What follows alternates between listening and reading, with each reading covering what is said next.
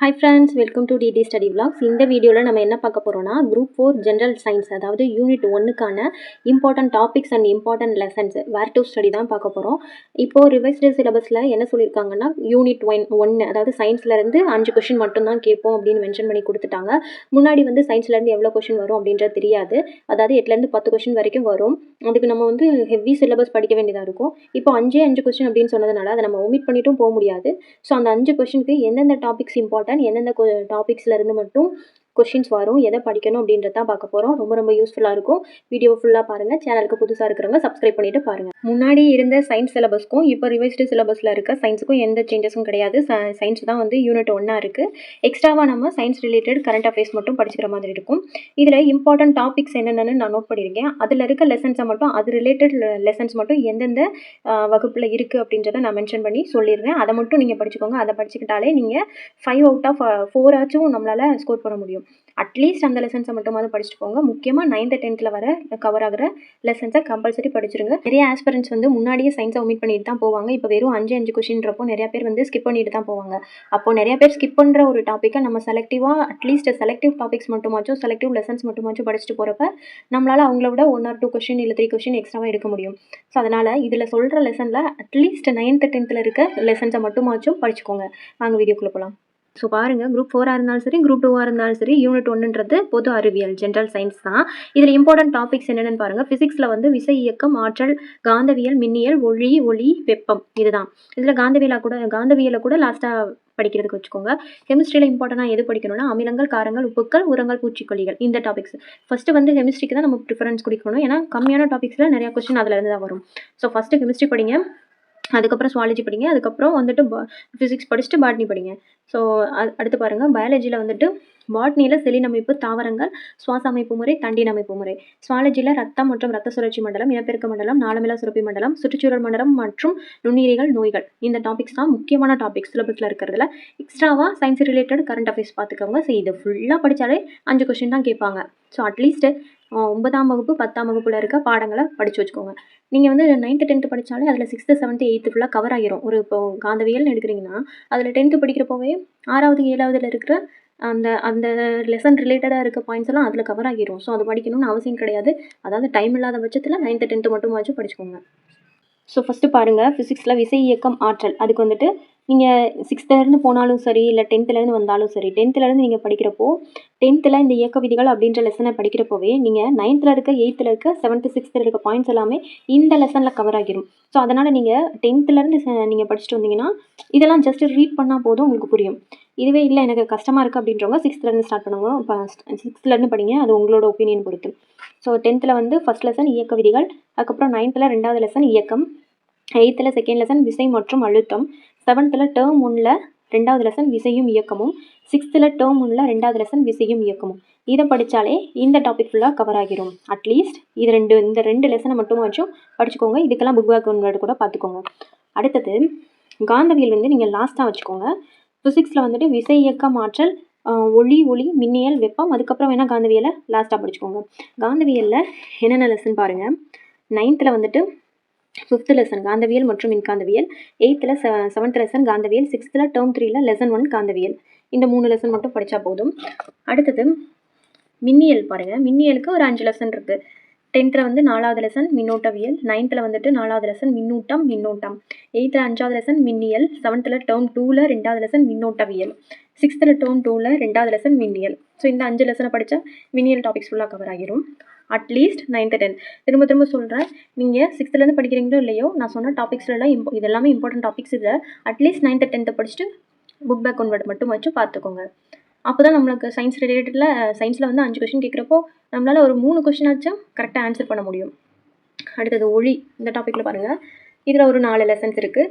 7th term 3 first lesson ஒளியியல், 8th lesson 6 ஒளியியல், 9th lesson 8 ஒளி, 10th லெசன் 2 ஒளியியல். இந்த லெசன் மட்டும் படிச்சுக்கிட்டால் போதும். அடுத்தது ஒளி. இதில் ஒரு 3 லெசன் இருக்குது. 10th 5வது லெசன் ஒளியியல், 9th 8வது லெசன் ஒளி, 8th 6வது லெசன் ஒளியியல். இது 3 மட்டும். அடுத்து வெப்பம். வெப்பத்தில் வந்துட்டு இந்த டாப்பிக்கில் ஒரு 5 லெசன் இருக்குது. 9th ஒரு lesson, 9th 1, 10th 1, 8th 1, 6th 7th 8th 9th 10th இந்த 5 இதுலேயுமே ஒரு லெசன் இருக்குது. அது என்னென்னு நான் பிடிஎஃப் கொடுக்குறேன், அதை நீங்கள் பார்த்துக்கோங்க. ஸோ இந்த லெசனை ஃபுல்லாக படித்தா வெப்பத்துலேருந்து கேட்குற கொஸ்டினுக்கு ஆன்சர் பண்ண முடியும். அட்லீஸ்ட் 9th 10th மட்டுமாவது படிச்சுக்கோங்க. அது போக இதெல்லாம் படித்தது போக ப்ரீவியஸ் இயர் கொஷின்ஸ், ஒவ்வொரு டாபிக் ரிலேட்டடாக கேட்கப்பட்ட ப்ரீவியஸ் இயர் கொஷின்ஸ் பார்த்துக்கோங்க. என்னடா இது 5 கொஷினுக்கு நம்ம இவ்வளோ படிக்கணுமான்னு யோசிக்காதீங்க. மற்றவங்கள விட நம்ம வந்து ஸ்பெஷலாக தெரியணும், ஸ்பெஷலாக அவங்கள விட எக்ஸ்ட்ராவாக 2 மார்க் 3 மார்க் எடுக்கணும்னா நம்ம இந்த எஃபர்ட்லாம் போட்டு தான் ஆகணும். சயின்ஸை டச் பண்ணாமல் போகிறதுக்கு 9ஆம் வகுப்பு 10ஆம் வகுப்பு சயின்ஸில் இருக்க இம்பார்ட்டன்ட் டாபிக்ஸில், சிலபஸில் கவர் ஆகிற இம்பார்ட்டன்ட் டாபிக்ஸில் ரிலேட்டடாக இருக்க லெசன்ஸை மட்டுமாச்சும் படிச்சுக்கிறது பெட்டர். ஸோ கெமிஸ்ட்ரி வந்து ரொம்ப கம்மியான டாபிக்ஸ் தான் இருக்கும். இதில் பாருங்கள், தனிமங்களும் சேர்மங்களும் அமிலங்களும் காரங்களும். ஸோ கெமிஸ்ட்ரியே இவ்வளோ தான். இதுலேயே நம்ம செலக்டிவாக தான் படிக்க போகிறோம். ஸோ கெமிஸ்ட்ரியை நல்லா படிச்சுக்கோங்க. இதை மற்ற 2 பயாலஜியையும் ஃபிசிக்ஸையும் கம்பேர் பண்ணுறப்போ கெமிஸ்ட்ரியிலேருந்து நிறையா கொஷின்ஸ் கேட்குறதுக்கு சான்சஸ் இருக்குது. ஸோ இதை நல்லா தரவாக படிச்சுக்கோங்க. ஃபஸ்ட்டு கெமிஸ்ட்ரி முடிச்சுட்டு அப்புறம் வந்து பயாலஜிக்கும் ஃபிசிக்ஸுக்கும் போங்க. இதில் பாருங்கள் என்னென்ன லெசன்ஸ் படிக்கணுன்ட்டு. அமிலங்கள், காரங்கள், உப்புக்களுக்கு 10th 10வது லெசன் வேதி வினைகளின் வகைகள். இது ஃபுல்லாக கூட படிக்க தேவையில்லை. இதில் வந்து ஆசிட் பேஸ் சால்ட் பற்றினா ஒரு 2 பேஜ் அந்த மாதிரி இருக்கும், அதை மட்டும் படிச்சுக்கோங்க. 9th 10வது லெசன் அமிலம், காரம், உப்பு. இந்த லெசன் ஃபுல்லாக படிச்சுக்கோங்க. 8th வந்து 14th லெசன் அமிலங்கள் மற்றும் காரங்கள், இதை படிச்சுக்கோங்க. அடுத்து உரங்கள், பூச்சிக்கொல்லிகள். இதில் பாருங்கள், இதில் வந்துட்டு 9th 21வது லெசன் பொருளாதார உயிரியல். இந்த பேஜை மட்டும் நீங்கள் படிச்சுட்டா போதும். 8th 23வது லெசன் வந்து பயிர் பெருக்கம் மற்றும் மேலாண்மை. இதுலேயும் வந்து ஒரு 6 பேஜ் இருக்கும், அதை மட்டும் படிச்சுக்கோங்க. அடுத்து 6th term 3 lesson 3. Term 3 lesson 3 அன்றாட வாழ்வில் வேதியியல். இதில் ஒரு 2 பேஜ் இருக்கும், இதை படிச்சுக்கோங்க. அடுத்து 8th லெசன் 15 அன்றாட வாழ்வில் வேதியியல். இதில் வந்து இந்த பெட்ரோலிய பொருட்கள் பற்றி கொடுத்துருக்காங்க. பெட்ரோலிய பொருட்கள் பற்றி ஸ்பெசிஃபிக்காக எந்த லெசனும் இருக்காது, பட் அந்த டாபிக் வந்து சிலபஸில் கவர் ஆகுது. ஸோ அதுக்காக இந்த ஒரு லெசனில் இந்த டாப்பிக்கை மட்டும் படிச்சுக்கோங்க. அடுத்து பாட்னியில் என்னென்ன படிக்கணும்னு பாருங்கள்.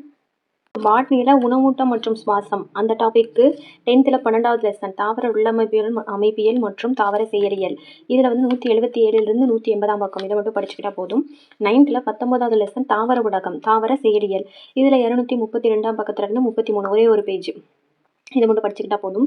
அடுத்தது வந்துட்டு செல் அப்படின்ற டாப்பிக்கு என்னென்ன படிக்கணும் அப்படின்னு பார்த்தீங்கன்னா 9th 7th இருக்க lesson 9th 7th 6th. 9th 18வது lesson திசுக்களின் அமைப்பு. 223 26 பக்கம் இருக்க கண்டென்ட்டை மட்டும் படிச்சுக்கிட்டா போதும். 7th டேர்ம் 2 லெசன் 4 செல் உயிரியல், அந்த லெசனை படிச்சுட்டா செல் டாபிக் கவர் ஆகும். 6th டேர்ம் 2 லெசன் 5 செல், இந்த லெசனையும் படிச்சுக்கிறணும். அதாவது நான் சொல்கிறது திரும்ப சொல்கிறது என்னென்னா, அட்லீஸ்ட் 9th 10th நான் சொல்கிற டாப்பிக்கில் 9th 10th லெசன்ஸு, அதுக்கப்புறம் சொன்ன லெசன்ஸில் புக் பேக் ஒன்வர்ட் மட்டுமாச்சும் படிங்க. 5 கொஸ்டினுக்கு நம்மளை அட்லீஸ்ட் 4 3 எடுக்கணும் அப்படின்ற ஒரு மைண்ட் செட்டை ஃபிக்ஸ் பண்ணிக்கோங்க. சயின்ஸை ஃபுல்லாக ஒமிட் பண்ணிவிட்டு அங்கே போய் ஃப்ளூக்கில் போட்டலாம் அப்படின்னு யோசிக்காதீங்க. சயின்ஸ் ப்ளஸ் கரண்ட் அஃபேர்ஸ் வேறு கேட்போம் அப்படின்னு சொல்லியிருக்காங்க. ஸோ அவங்க என்ன பண்ணலான்னா, இப்போது physics, chemistry, botany, zoology, current affairs ஒவ்வொன்றுலேருந்து ஒவ்வொரு கொஸ்டின் அந்த மாதிரி கூட கேட்கலாம். ஸோ அவங்க எப்படி 5 கொஸ்டின் கேட்பாங்கன்றது நமக்கு தெரியாது. அட்லீஸ்ட் 3 நாளாவது நம்ம எடுக்கணும். அதனால் எதையுமே டச் பண்ணாமல் போகிறதுக்கு 9th 10th இருக்க கண்டென்ட்டையாவது பார்த்துட்டு போங்க. அடுத்து பாருங்கள், ஐந்துலகம் தாவர உலகம். இந்த டாபிக் வந்துட்டு 8th 17th லெசன் தாவர உலகம், 7th டேர்ம் 2 லெசன் 5 வகைப்பாட்டியலின் அடிப்படைகள், இது படிச்சுக்கிட்டா போதும். அடுத்து சுவாலஜியில் ஃபஸ்ட்டு சுவாலஜி முடிச்சுட்டு அப்புறம் பாட்னி படிங்க. சுவாலஜியில் முக்கியமான டாபிக் எதுனா ரத்த ஓட்ட மண்டலம், இனப்பெருக்க மண்டலம், நாளமில்லா சுரப்பி. சொன்னது தான், நான் ஆல்ரெடி சொன்னேன் முக்கியமான டாபிக்ஸ். அதில் ரத்த ஓட்ட மண்டலத்துக்கு 10th 14th லெசன் தாவரங்களின் கடத்துதல் மற்றும் விலங்குகளின் சுற்றோட்டம். இதில் 201 210 பக்கம் மட்டும் படித்தா போதும். 6th டேர்ம் 2 லெசன் 6 மனித உறுப்பு மண்டலங்கள். இதில் 82 83 பக்கம் மட்டும் படித்தா போதும். அடுத்ததாக இனப்பெருக்க மண்டலம் அப்படின்ற டாபிக் 10th 17th லெசன் தாவரங்கள் மற்றும் விலங்குகளின் இனப்பெருக்கம். இதில் சில பேஜஸ் மட்டும் படித்தா போதும். 9th லெசன் 20 விலங்குகளின் உறுப்பு மண்டலங்கள்.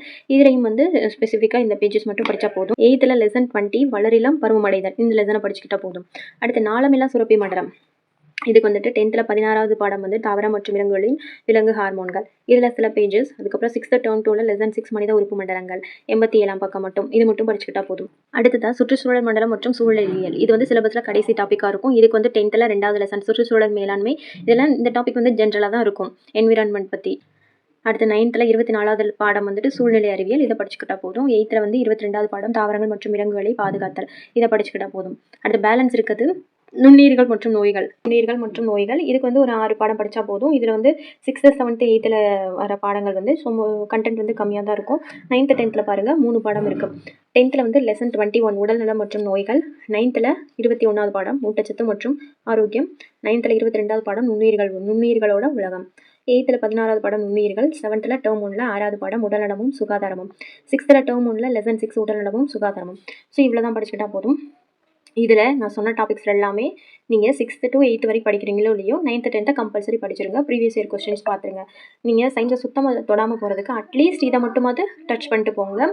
நெக்ஸ்ட் ஒரு வீடியோவில் பார்ப்போம். Ta ta by.